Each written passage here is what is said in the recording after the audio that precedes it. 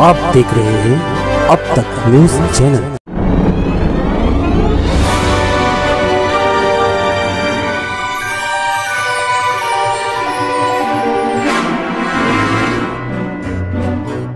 सभी ग्राहकों का पार्श्व ज्वेलर्स तहे दिल से आपका स्वागत करता है। अपना भरोसेमंद दालन सबका पसंदीदा पार्श्व ज्वेलर्स, सराफ बाजार, मालेगांव। जय हिंद साथियों, बिहार चुनाव के परिणाम आ चुके हैं। वहां के नतीजे लगभग सारी सीटों के आ चुके हैं और इसको कहीं न कहीं महागठबंधन की बड़ी हार के रूप में प्रचारित किया जा रहा है।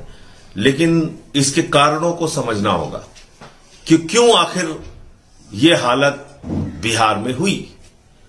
जो चुनाव पूरी तरीके से आरजेडी के नेतृत्व में जीतता हुआ दिख रहा था, जो चुनाव तेजस्वी यादव के नेतृत्व में जीतता हुआ दिख रहा था और एग्जिट पोल के नतीजे भी इसी प्रकार के थे, वो अचानक हार में कैसे बदल गए। कुछ एक कारण मैं कल मनोज झा जी को सुन रहा था जो बता रहे थे कि कुछ अंतिम समय में वहां पर काउंटिंग आदि में गड़बड़ियां की गई।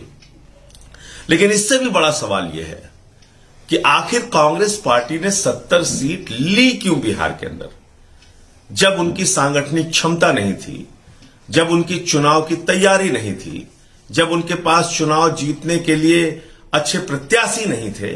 तो 70 सीट उन्होंने जबरन बिहार में लेके आज भारतीय जनता पार्टी को सरकार बनाने का वहां पर मौका दे दिया।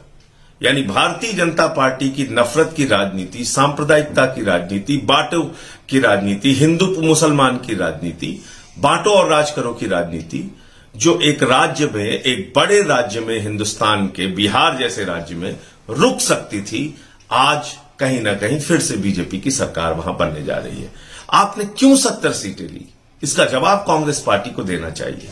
क्योंकि ये हमने कई जगहों पे देख लिया। अब गोवा में लोगों ने कांग्रेस को वोट दिया, वहां पर बीजेपी की सरकार बन गई, कांग्रेस के एमएलए टूट के बीजेपी के साथ चले गए। कर्नाटक में लोगों ने कांग्रेस को वोट दिया, कांग्रेस के एमएलए टूट के बीजेपी में चले गए, वहां पर बीजेपी की सरकार बन गई। मध्य प्रदेश में लोगों ने कांग्रेस को वोट दिया, वहां पर कांग्रेस के एमएलए टूट के बीजेपी में चले गए, वहां बीजेपी की सरकार बन गई। बिहार में जबरन 70 सीटें कांग्रेस पार्टी ने ले ली, वहां पर बीजेपी की सरकार बन रही है।